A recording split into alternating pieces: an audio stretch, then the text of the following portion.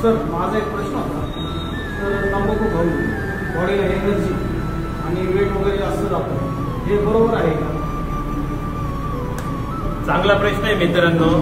हे बघा, तंबाखू खाऊन वेट काही जात नाही. कारण ते काय होतं, तुम्हाला ते तुम्ही माइंड सेट करता का तंबाखू खाऊन आपल्याला वेट जाईल म्हणून, तेव्हा तुम्हाला ते वाटतं एनर्जी. पण मित्रांनो, ते चुकीचं आहे. तंबाखू खाऊन कुठल्याही प्रकारचा वेट जात नाही. त्याने तुमचं उलट इंडुरन्स रिड्यूस होणार आहे, बरोबर.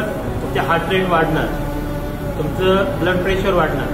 तर मित्रांनो, हे प्रॉब्लेम तुम्हाला क्रिएट होणार आहे तंबाखू खाऊन. तर तुम्ही हे बंद करा किंवा तुम्ही खाऊच नका. आणि कोणी खात असेल तर त्यालाही सांगा खाऊ नका, कारण हे ॲडिक्टेबल आहे. तुम्ही जेव्हा खाल तर त्याची तुम्हाला सवय लागाली, त्या गोष्टीशिवाय तुम्हाला राहणार नाही. त्यामुळे तुम्ही हे खाऊ नका.